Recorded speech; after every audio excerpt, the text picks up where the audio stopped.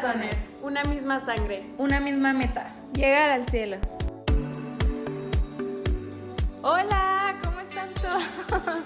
Estamos bien emocionados el día de hoy porque tenemos a un corazón más. El día de hoy también somos 4 corazones. Oigan, el día de hoy tenemos un tema súper interesante. Yo sé que todos los capítulos les decimos lo mismo, pero pues siempre buscamos la oportunidad, ¿no?, de que sean temas así interesantes. Y el de hoy es el de la pornografía. ¿Y por qué nosotros elegimos este tema? Porque pues estamos un poco inquietas, ¿no?, de que últimamente podemos ver y escuchar en muchos lugares que es un tema que ya se está normalizando, ya no, porque es algo común, ¿no?, tristemente, pero ya está pasando de ser común a querer verse como algo normal, ¿no? Entonces tenemos esa preocupación de que se esté normalizando. Y por esta razón invitamos a alguien experto en el tema. Él es Daniel Contreras, nuestro 4 corazón del día de hoy. Dani, platícanos un poquito de ti para que te conozcan todos.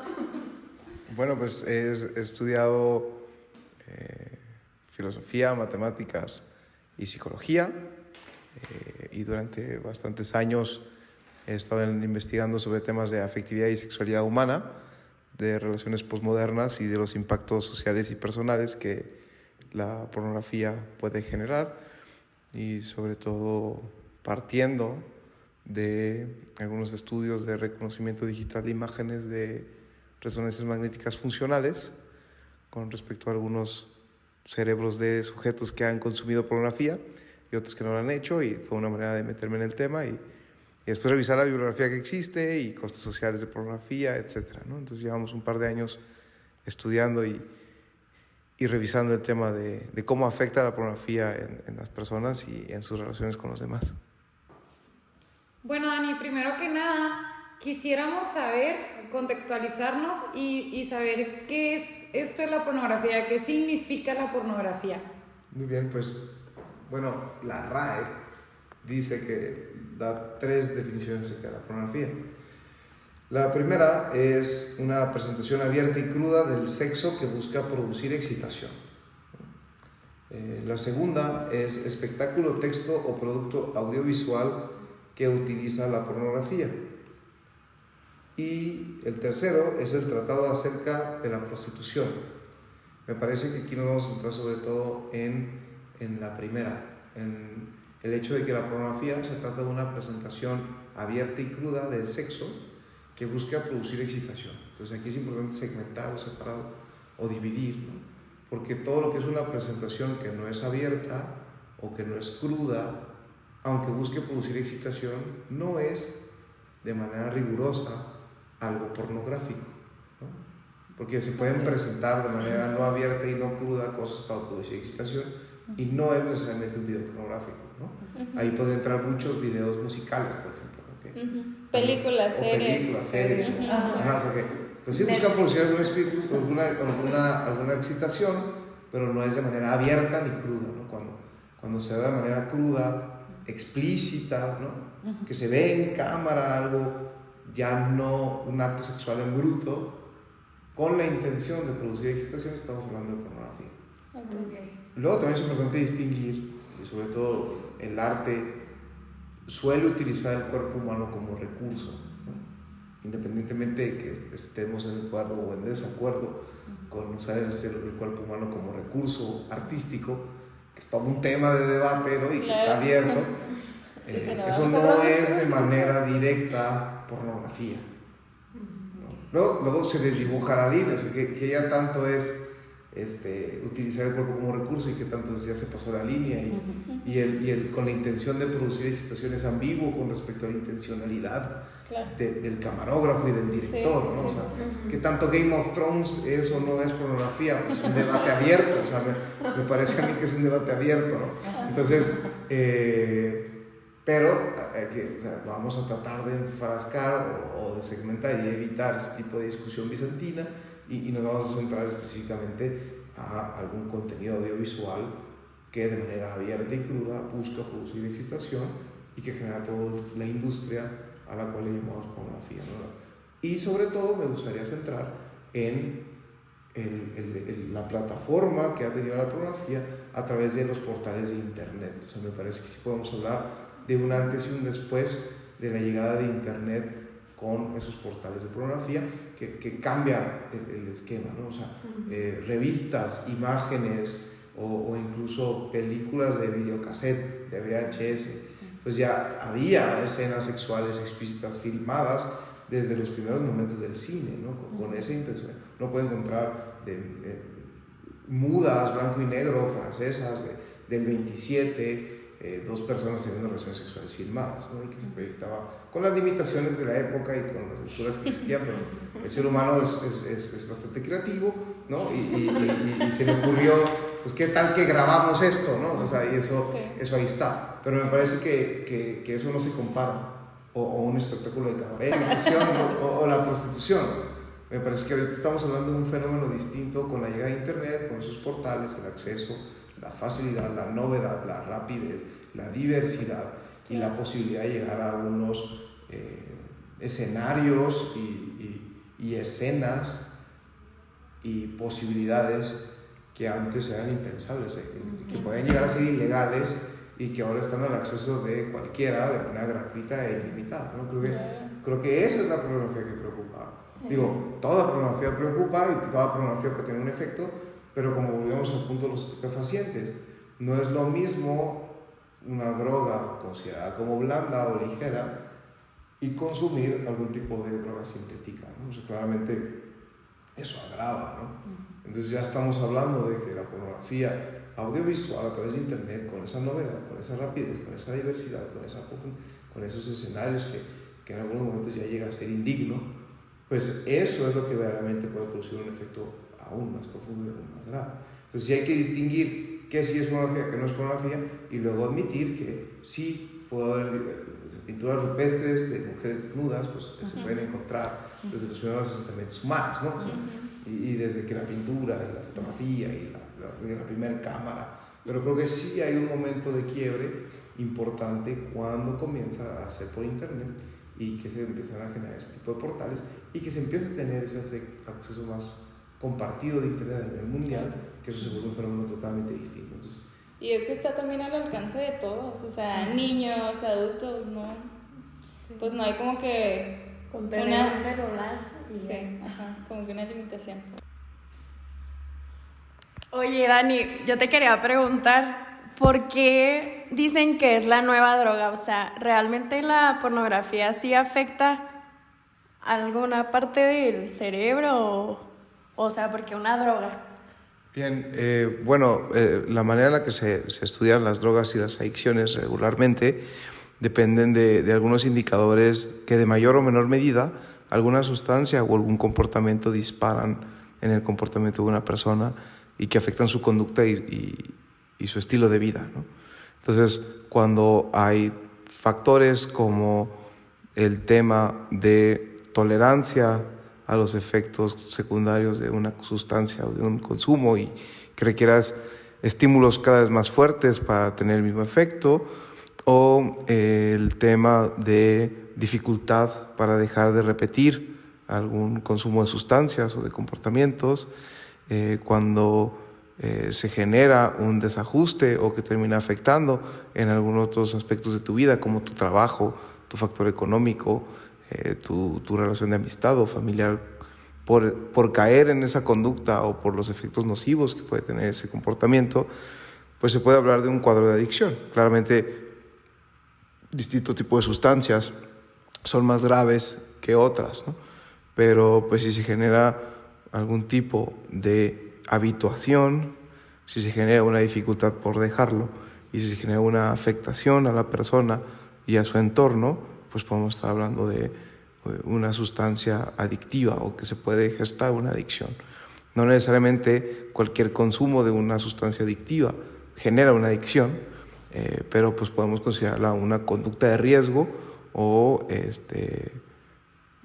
al menos un producto, un comportamiento que puede derivar en una adicción y que por lo tanto pues no es tanto que sea una droga como algún estupefaciente sino simplemente que como ese cuadro clínico puede llegar a desencadenarse por ese comportamiento, es que se le hace el símil, aunque pues no es una relación perfecta. No es que la pornografía sea una droga, sino que simplemente cuenta con algunos elementos y factores que la hacen al menos una posible conducta de riesgo, justo porque presenta esos cuadros que claramente otro tipo de sustancias lo hacen de una manera mucho más grave, pero aún así me parece que tienes algunos elementos y factores que los que podemos profundizar más adelante, que lo equiparan a otro tipo de consumo de sustancias o comportamientos que de manera habitual se consideran como de riesgo o al menos de posible adicción. Oye, pues yo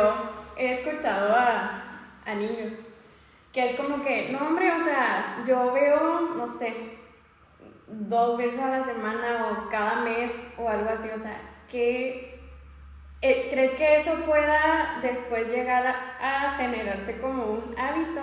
¿O crees que consumir pocas veces al mes la pornografía en realidad afecta a las personas? Bueno, es que eso se instala dentro del marco de cualquier estudio acerca de una sustancia o conducta de riesgo, ¿no? O sea, claramente eres más propenso a generar algún tipo de comportamiento adictivo conforme mayor sea la exposición y consumo de la sustancia. Conforme eso es menor, pues claramente las probabilidades de adicción disminuyen, ¿no? En ese sentido, es más fácil que desarrolles una adicción a un estupefaciente cuando consumes el estupefaciente, independientemente que sea poco o mucho, ¿no?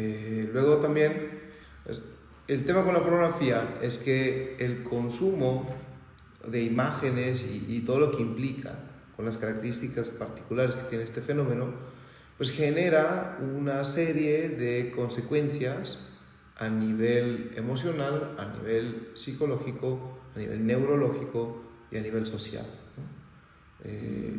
Y eso, hay algunos que sí dependen de la repetición y del grado de consumo que se tiene, y hay otros que no.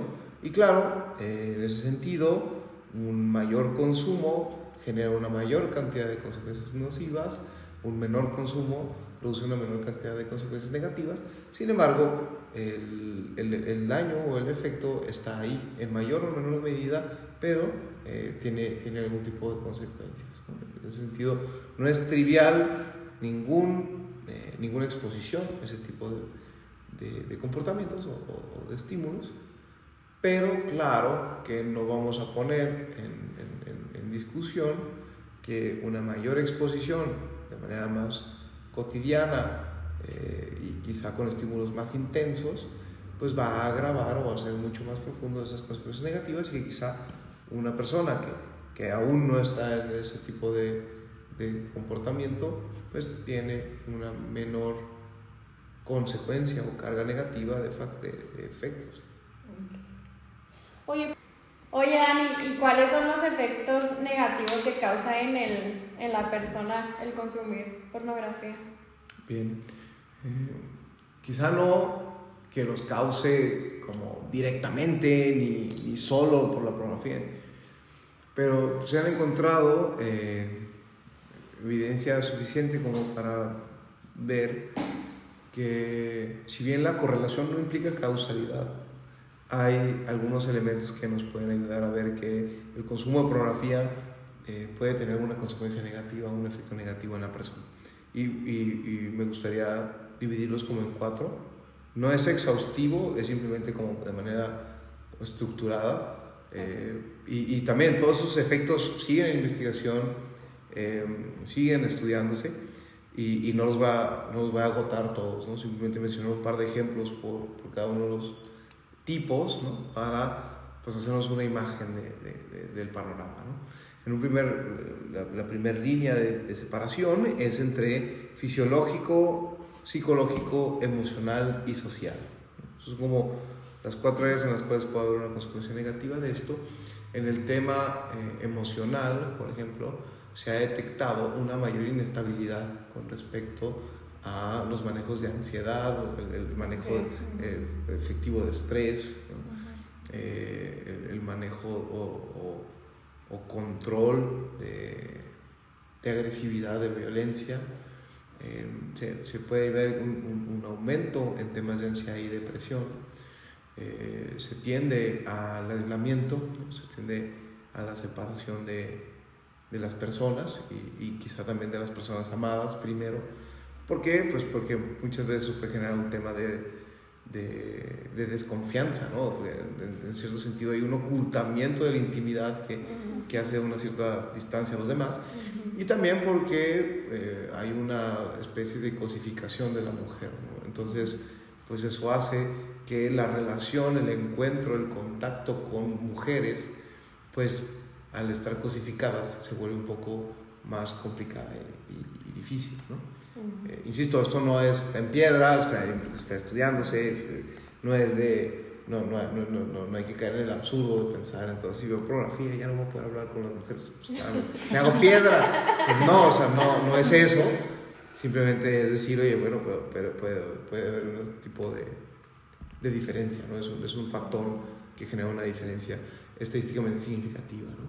A nivel fisiológico, pues tenemos que el centro de recompensa se ve particularmente bombardeado con respecto a los estímulos sexuales, y pues la pornografía es un bombardeo potente a el centro de recompensa, ¿no? Entonces, por lo tanto, el centro de recompensa es lo que motiva algunas de las cosas más básicas de la persona, ¿no? Entonces, ante ciertos estímulos y ante ciertas consecuencias positivas o negativas, ese tipo de conducta va generando unos caminos neuronales que hacen que la persona quiera repetir ese comportamiento, ¿no?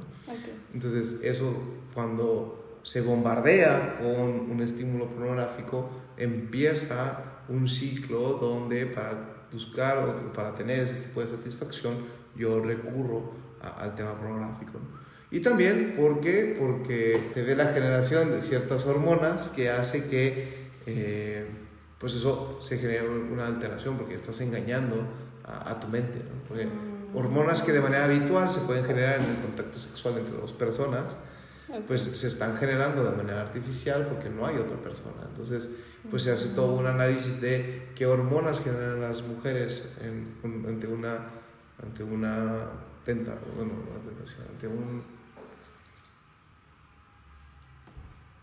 ante una activación sexual, y las hormonas que generan los hombres o los varones ante un estímulo sexual, y incluso en un acto sexual o incluso en un post-acto sexual, pues todo eso tiene toda una implicación fisiológica fuerte, ¿no?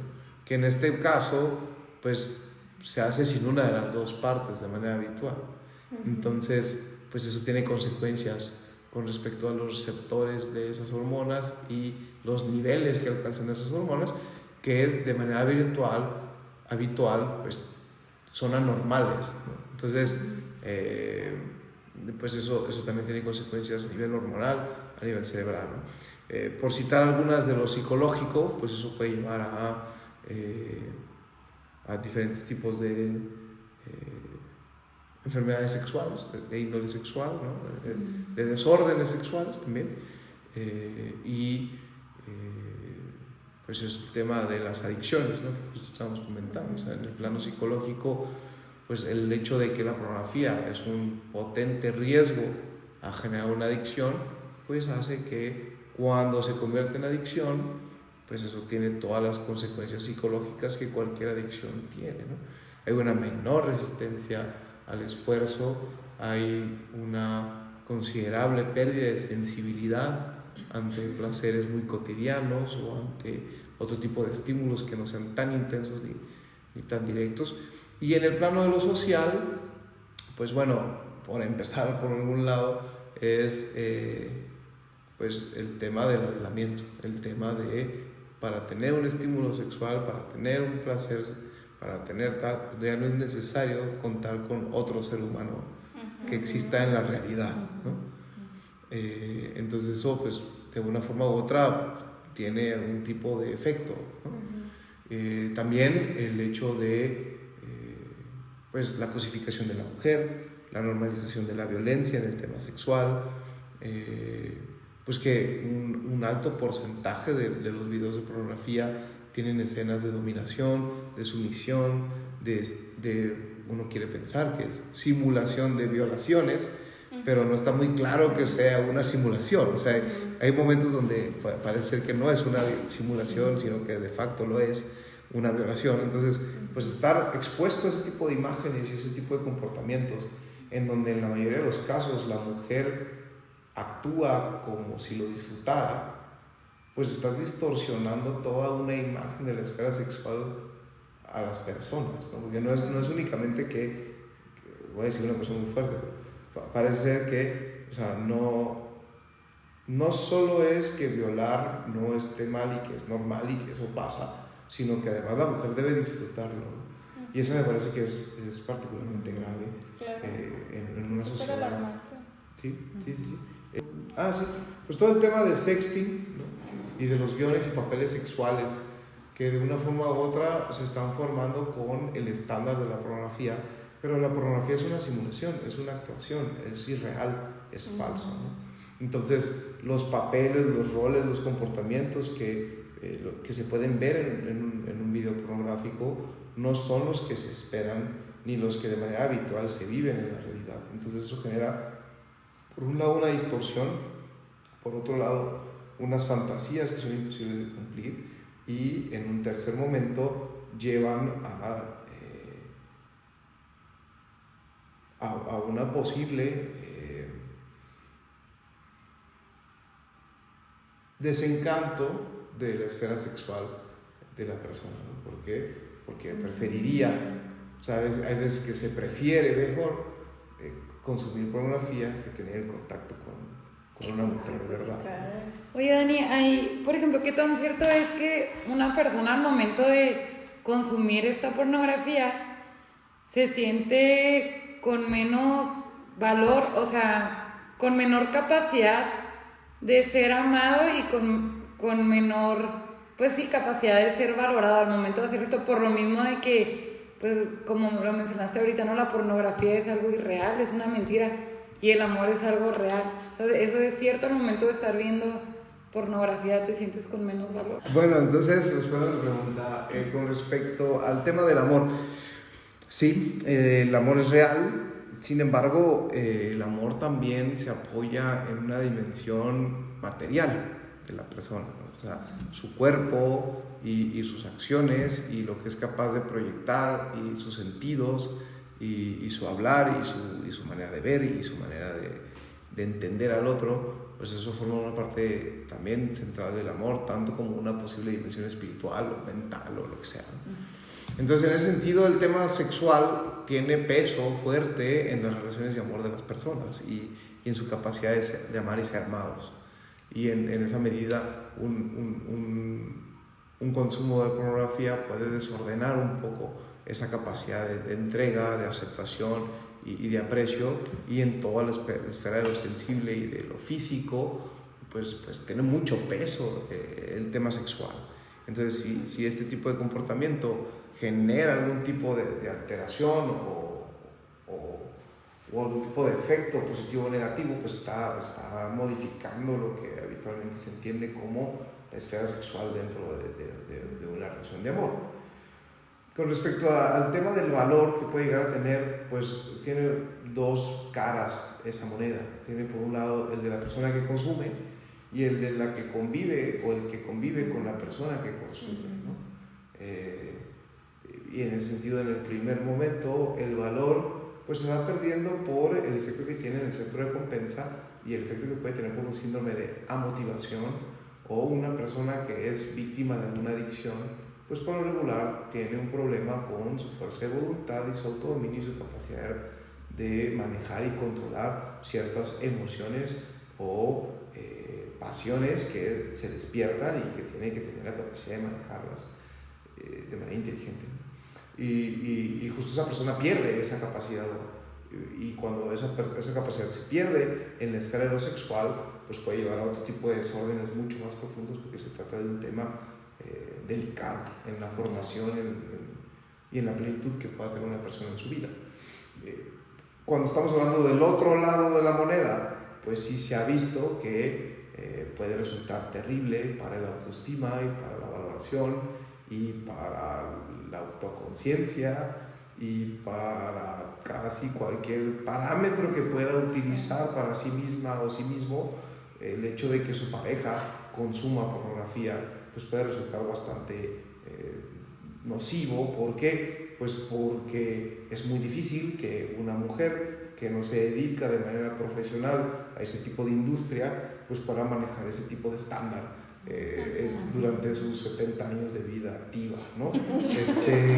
Entonces, pues es muy injusto el juego porque la vara está bastante alta en ese sentido y entonces yo llego a darme cuenta que ni mi cuerpo, ni mi posibilidad motriz, ni mis habilidades gimnásticas, ni mi comportamiento sexual compite con ese tipo de industria, ¿no? Entonces eso lleva a un sentimiento de pérdida de valor y de incapacidad de satisfacer al otro, ¿no? Y que incluso pues me puede llevar a mí a una serie de comportamientos peligrosos para mi dignidad y para mi dimensión sexual, porque voy a ser más propenso a aceptar cierto tipo de prácticas o comportamientos o esquemas relacionales que no son del todo sanos sexualmente, ¿no? ¿Por qué? Porque si eso es lo que se ve en la pornografía y eso es lo que la otra persona desea, pues soy más propenso a aceptar ciertas cosas que difícilmente sean justificables de otra manera, ¿no? Y si lo que se ve ahí en la industria es lo que yo voy a hacer en mi alcoba, pues voy a terminar por vivir o estar en un esquema sexual que quizá no es el más sano ni el que yo de manera habitual deseo para mí ni para mi pareja. Oye, Dani, y hablando en esta parte de pues los efectos negativos que pueda llegar a tener entre parejas, la verdad es que pues también parte de nuestra audiencia está casada y pues tiene su familia, ¿no? Entonces, además de estos efectos negativos que tú ya nos dijiste que puede llegar a tener la pareja, ¿qué otros consideras que impactan en el matrimonio, por ejemplo? Bueno, primero decir que nadie está exento, ¿no? Y que cualquier tipo de conducta y sustancia de riesgo son de riesgo por algo, ¿no? Entonces, decir cualquier ser humano en cualquier momento de su vida y especialmente en una circunstancia vulnerable es propensa a sufrir este tipo de caídas o este tipo de riesgo de adicción o incluso padecerla. Y estar casado o estar casada pues no te exenta de este tipo de situaciones, ¿no? ¿De qué se ha visto como más sonado en temas de pareja? Un alto porcentaje, la mayoría de las parejas que se divorcian en Estados Unidos manifiestan que el consumo de pornografía es una de las principales causas por las cuales se solicita el divorcio. Qué fuerte. Independientemente de que sea verdad o no, o de que hay otros factores como infidelidad o diferencias irreconciliables, suelen en el formato incorporar como una de las principales razones el consumo de pornografía por alguno de los dos miembros de la pareja, ¿no? Luego pues también es pérdida de confianza, porque pues es algo que la otra persona está tratando de ocultar, ¿no? Y entonces en la medida en la que está tratando de ocultar, pues es que eso lleva a no ser plenamente abierto y tener algo que estás ocultando, y que eso cuando se destapa pues lleva a una pérdida de confianza, ¿no? También con una persona que está sufriendo se suele poner en el formato el consumo de pornografía por alguna de las dos partes como una principal causa. También la pérdida de autoridad moral se puede ver como una consecuencia en una familia, porque si uno de los dos que ocupa un lugar parental en una familia pues tiene un consumo de pornografía severo o desordenado, pues eso tarde o temprano por parte de los hijos y de la familia extendida pues termina por ser de conocimiento, y eso puede llevar a una dislocación de las figuras como operan en una familia habitual, ¿no?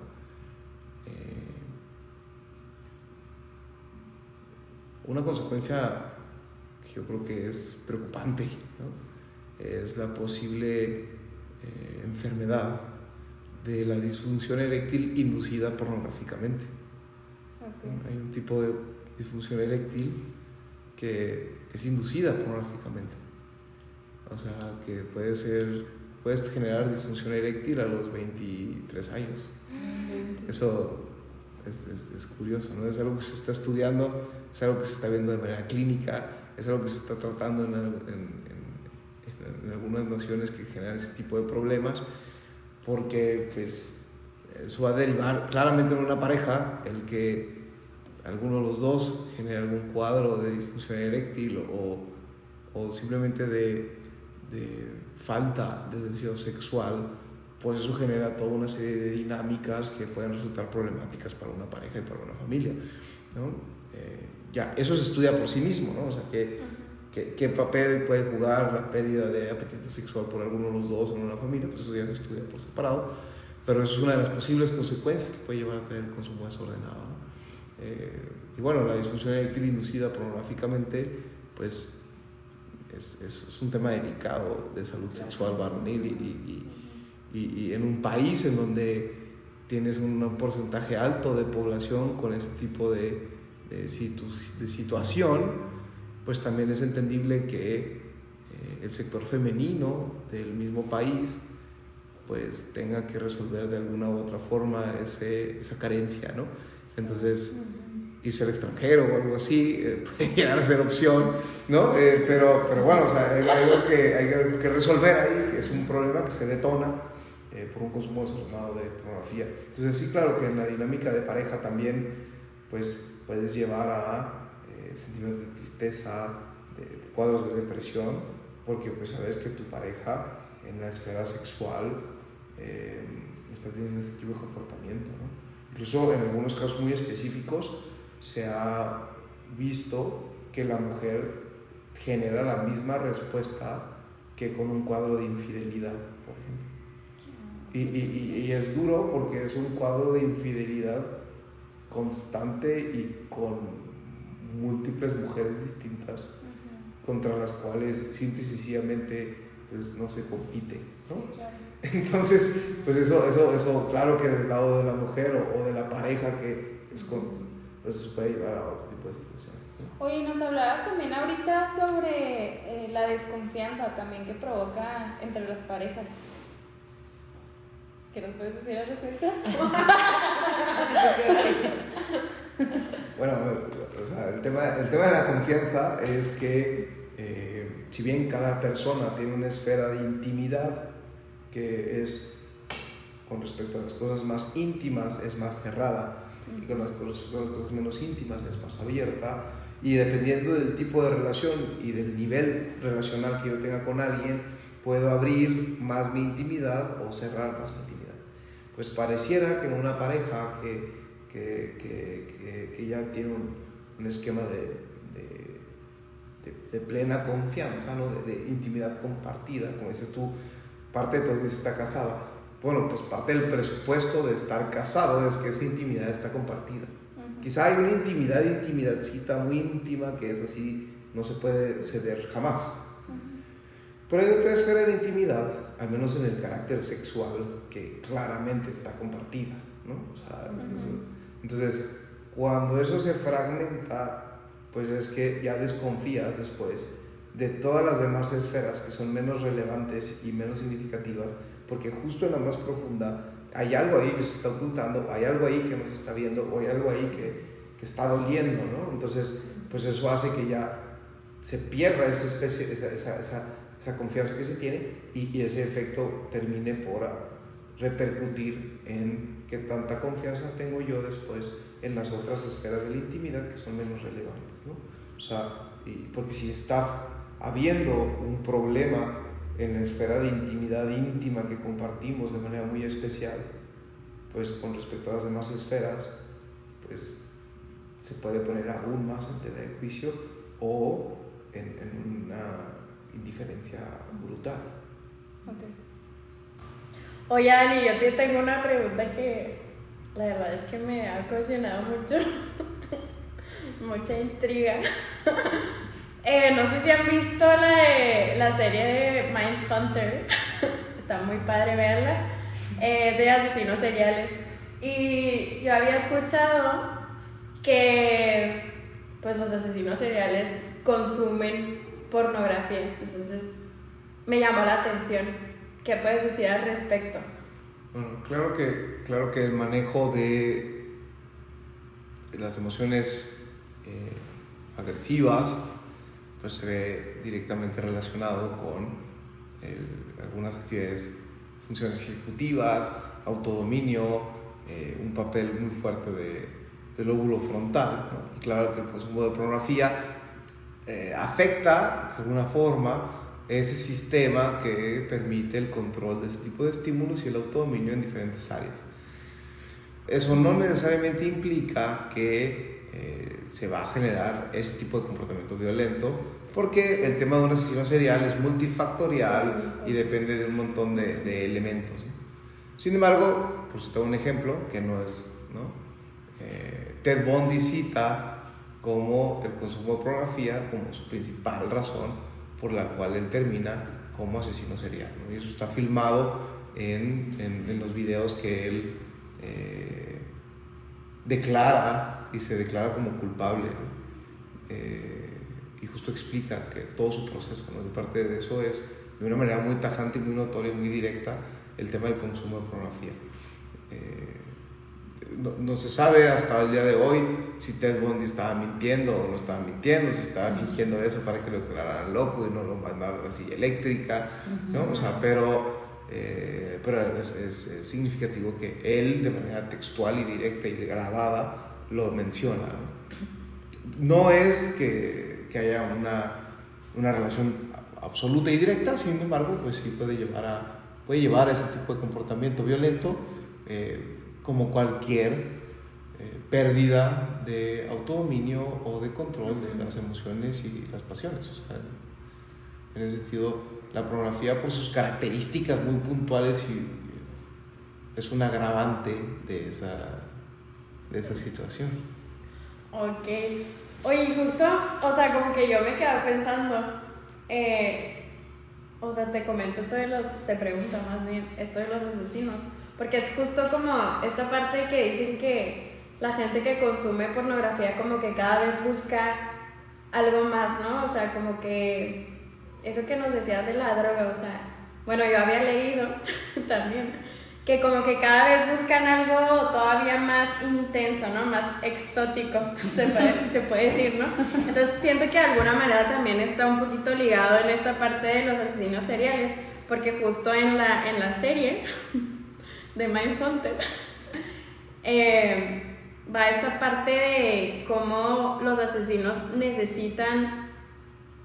buscan muchas veces como el matar a esa persona, y justo cuando la matan se excitan. Entonces como que siento que de alguna manera sí está muy relacionado. Obviamente no, porque pues son muchísimos factores que hacen que una persona sea asesina, pero pues sí siento que tiene mucho que ver, ¿no? Claro, o sea, con respecto al estudio criminalístico y psicológico del asesino serial, pues requiere un tratamiento por sí mismo. Lo que sí es que cualquier consumo de sustancias es el problema con la adicción realmente. En este caso estamos metiendo la pornografía en este ejercicio como una adicción más, ¿no? Y como una adicción pues hay una gran motivación para consumir esa sustancia, hay una pérdida de la capacidad para ejercer un autocontrol, hay dificultades de voluntad con respecto al ordenamiento de ese tipo de elementos, y también pues es parte de cualquier definición de adicción el hecho de que se genera una tolerancia a ese tipo de estímulos y que tú requieres cada vez cosas más intensas para volver a tener los mismos efectos. Y eso en la esfera de la pornografía se está viendo que es un patrón de comportamiento que de manera habitual se está presentando. Entonces en ese sentido sí se puede ver que algún tipo de fuente de excitación sexual con el paso del tiempo pues ya no genera el mismo nivel y se tiene que buscar un estímulo más intenso, más fuerte, y eso puede llevar a buscar o a canalizar eso en cosas ya de un plano ilegal o inmoral o catastrófico como lo que tú estás planteando. Sí. Bueno, y a mí algo que también quiero preguntar es, ¿tú por qué crees que está ahorita tan normalizado el ver pornografía? ¿Por qué está pasando? O sea, realmente bueno, no sé si nada más los jóvenes, o sea, desde los niños chiquitos, ¿no? Que ya empiezan creo que desde los 12 años, ¿no? Ahorita ya consumen pornografía y no sé, esa es mi pregunta. Bien, yo creo que es un fenómeno multifactorial el hecho de que esté tan normalizado. En un primer momento, que es un fenómeno muy nuevo, que no hay todo un registro histórico de sus consecuencias, que era mucho más fácil hacer cualquier tipo de planteamiento para determinar su conveniencia o no conveniencia en la sociedad. Recordemos que cuando se empiezan a vender cigarros industriales, pues la gente pensaba que eso no tenía ningún impacto. O sea, las embarazadas fumaban, se fumaba en espacios cerrados, o sea, era lo normal fumar y la gente pensaba que no hacía daño, ¿no? Bueno, ¿qué pasa? Pues que esas generaciones pues empiezan a morir todos tosiendo y sin pulmones y dicen, creo que sí hace daño, ¿no? Entonces, puede ser que haya ahorita millones de personas que forman parte de un experimento de condicionamiento sexual y dentro de los próximos 20 años sabremos cómo afecta en el cerebro y en la sociedad un conjunto de personas que están condicionadas sexualmente ante un consumo sexual de disponibilidad, de rapidez, de novedad y de brutalidad que nunca antes se había visto en la historia. Entonces, ¿cómo afecta en la mente y en la sociedad un consumo brutal de contenido audiovisual sexual? Pues nos va a quedar muy claro muy pronto. Entonces, ante la falta de posibilidad de determinar algo con respecto al fenómeno, es una de las razones por las cuales ahorita está tan normalizado. Ya ahorita ya no está tan normalizado ofrecerle tabaco a un niño, pero en aquel momento que no hacía daño, pues daba igual. Entonces, pues no sé, es un experimento de condicionamiento sexual mundial que luego ya veremos en qué queda, ¿no? Luego también está el hecho de que como estás atacando en una esfera sexual que es muy fácil de desordenar de manera habitual, cualquier principio antropológico y psicológico sabe que la dimensión sexual de la persona es particularmente compleja, ¿no? y significativa en la persona, pues meter este bombardeo de muchas cosas y tenerlo tan fácil hace que pues el consumo se haya generalizado prácticamente en cualquiera de los estratos y esferas de la sociedad, y pues es más fácil de normalizar un comportamiento que la mayoría o que mucha gente está teniendo y que mucha de esa gente prefiere normalizarlo a evitarlo o a plantearse que eso quizá es un comportamiento de riesgo. Parte del normalizarlo es la autoconciencia que uno tiene del fenómeno, muy probablemente orientado porque es consumidor. Entonces, entre las comunidades de consumo de drogas, consumir drogas está normalizado. Sí, claro. ¿No? Cuando uno no forma parte de esa comunidad y llega a una comunidad así y ve ese consumo de drogas, pues le genera una respuesta distinta a que si tú también fueras un drogadicto, ¿no? Y creo que eso también puede estar pasando en la pornografía, al ser un comportamiento que tanta gente está viviendo, pues plantearse el que no es normal es más difícil porque hay un mayor número de consumidores. Y como están totalmente desperdigados por todo el mundo, en diferentes estratos sociales, a diferentes edades, entre los dos sexos, pues eso hace que sea mucho más difícil el planteamiento de control o de prevención. Además de que no se cuenta información medible ni contrastante en el momento, porque el experimento ahorita se está dando. ¿Qué consecuencias va a tener? Va a ser muy interesante verlo en 30 o 40 años. La recomendación es no formar parte del experimento, ¿no? Te invitamos en 30, 40 años a ver las consecuencias. Exactamente.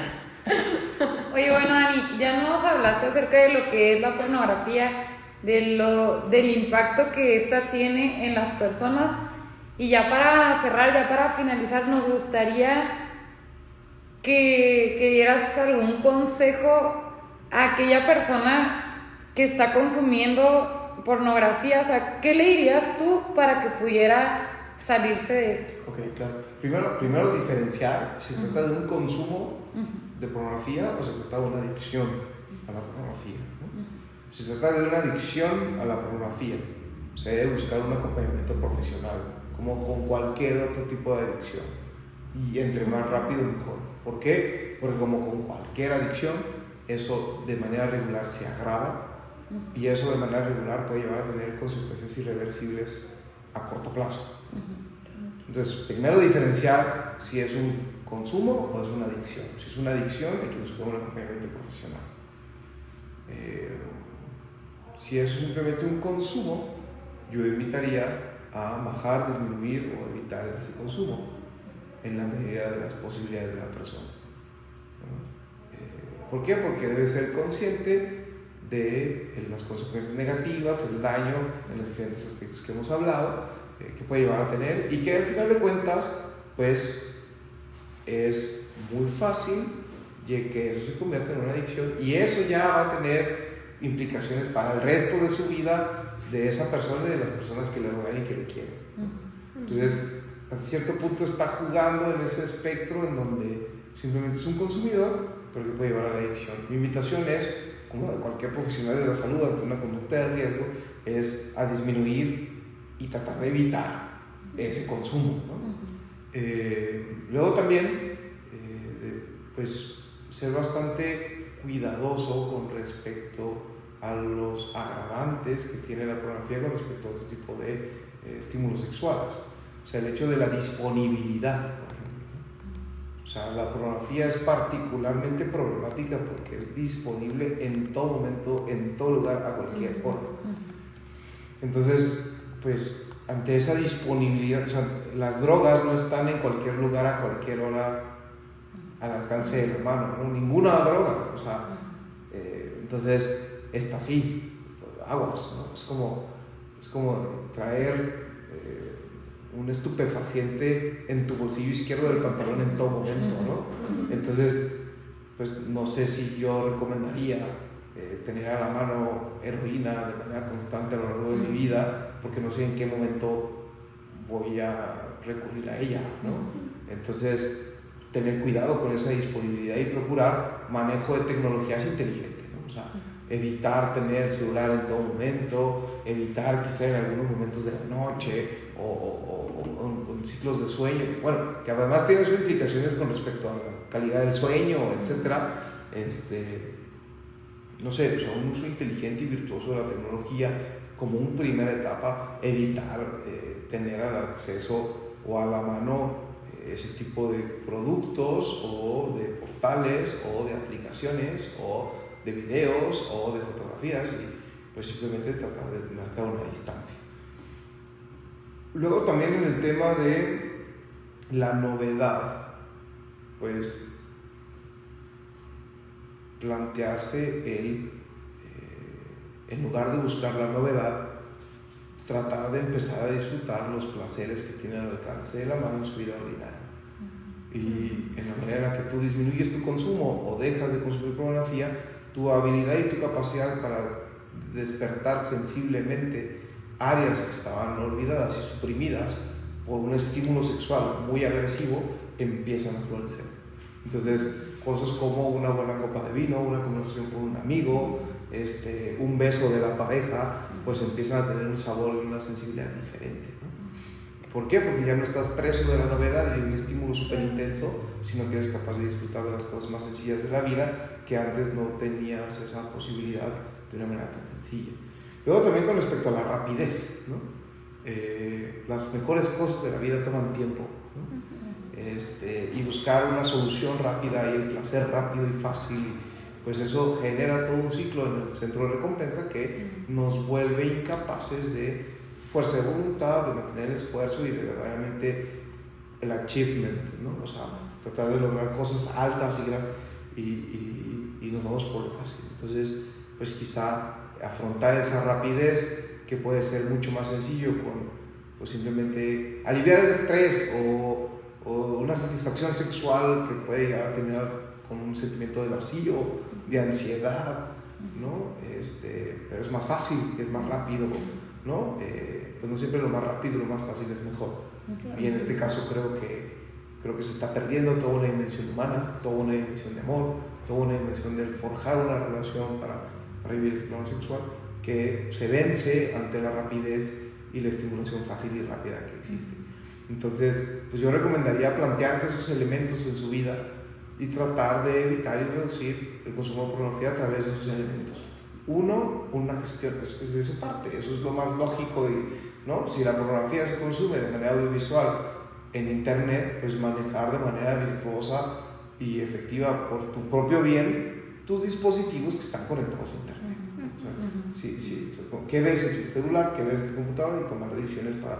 Si tú no estás expuesto a un teléfono o a una computadora, pues, o las manejas de manera inteligente, es imposible, o sea, digo, en un mundo sensato, que tú estés consumiendo pornografía, porque no te va a llegar por ningún otro lado. Entonces, en la medida en que tú esas puertas las tengas bien gestionadas, pues es un filtro, ¿no? Ahora también, entender que ante la caída, o ante el consumo, o ante tal, pues no es determinante, no es el fin de la historia, o sea, es como con cualquier otra sustancia, con cualquier otra adicción, lo primero que te dicen es un día a la vez y pues es comenzar y recomenzar, o sea, esto es, ¿no? O sea, entonces es eso, ¿no? O sea, la vida no se acaba ahí, o sea, y puede no ser tan grave si se maneja, si se gestiona y se ve cuál es el fondo de ese comportamiento y de esa conducta.